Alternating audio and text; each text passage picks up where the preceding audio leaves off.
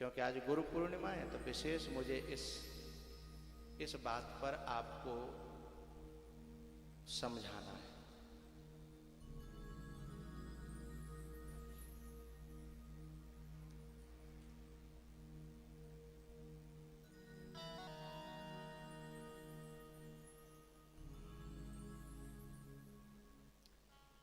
ये एक पूरा जो हिंदुस्तान है, ये एक सरकार के नियंत्रण में चल रहा है।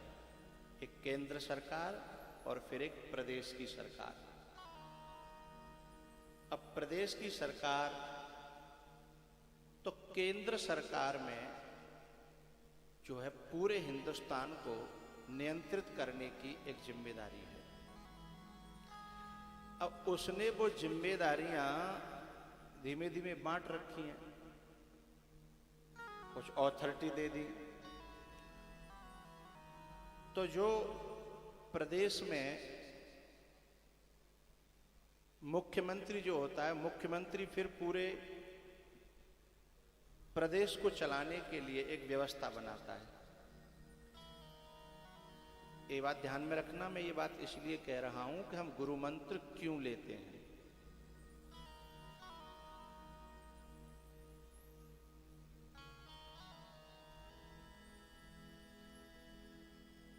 तो मुख्यमंत्री बड़े बड़े अधिकारियों को, पुलिस के बड़े बड़े अधिकारियों को बिठा करके, मुख्य जो अधिकारी रहते हैं उन्हें बिठा के मीटिंग करता है कि व्यवस्था ऐसे संभालनी है।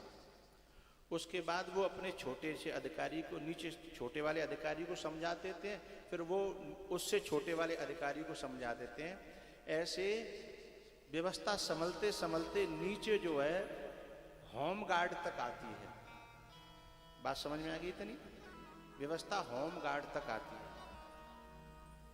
होम गार्ड ने जो वर्दी पहन रखी है उस पर जो है उसके कंधे पर लिखा रहता है,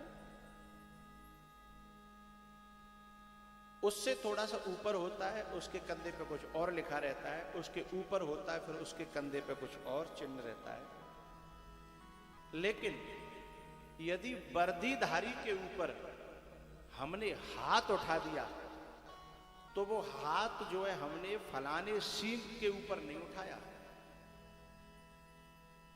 वो हाथ हमने फलाने सींग के ऊपर नहीं उठाया, वो हाथ हमने प्रधानमंत्री के ऊपर और मुख्यमंत्री के ऊपर उठाया। जय हो। और यदि उसकी आज्ञा का जो पालन किया है, उसके अनुशासन का जो पालन किया है हमने, वो पालन हमने उस व्यक्ति का नहीं किया,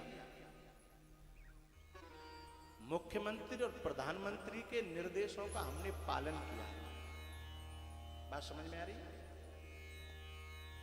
अब जो उनके कंधों पर जो वो लगी है, चिन्ह लगे हैं, स्टार लगे हैं, ऐसे ही एक अध्यात्म जगत की व्यवस्था है। अध्यात्म जगत की व्यवस्था है। जैसे मैंने तुमसे कोई बात कही, कोई बुद्ध पुरुष ने, कोई गुरु ने, अथवा तुमने जैसे मुझे गुरु के रूप में धारण किया, तो मैंने तुमसे कोई बात कही, जब कभी तुम मिले तो मैंने कहा भाई ऐसा किया करो, तुम सुंदर कांड का पाठ किया करो। तुमने कुछ पूछा नहीं, कोई बात नहीं की, या तुमने पूछा और मैंने कहा तुम सुंदर कांड का, तो आप तुरंत ही बोलोगे अरे हमारे पिताजी भी करते, मैं भी करता हूँ गुरुजी, और मैं भी करता हूँ, पिताजी भी करते थे, हमारे घर में सोमवार को, मंगलवार, शनिवार को सुंदरकांड होता ही है। लेकिन एक बात बताऊं, जब कोई महापुरुष तुमसे ये बात कहे तो तुम पीछे की आला मत गाओ।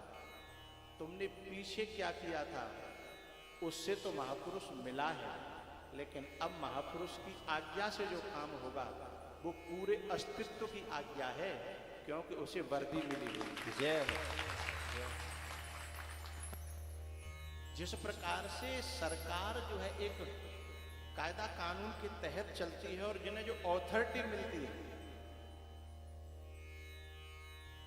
तो वो ऑथोरिटी जो जो कायदा कानून का जो पालन करा रहा है वो एक सरकार, पूरी हिंदुस्तान की सरकार का एक छोटा सा बिंदु है वो, लेकिन बात तुम्हारी वहां तक पहुंचेगी, वहां तक उसी में आप सम्मिलित हो जाओगे।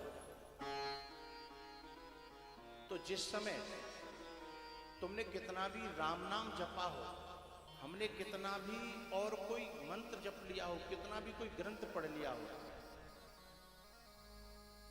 लेकिन जब किसी भगवान का जो पार्षद है, भगवान का जो दूत है, भगवान से की जिससे कनेक्टिविटी है, अध्यात्म जगत में जैसे एडमिशन मिला है, जैसे कोई रैंक मिली है, उन महापुरुषों से आज्ञा पाकर के जब तुम वही काम करोगे उसका फल अनंत गुना होगा।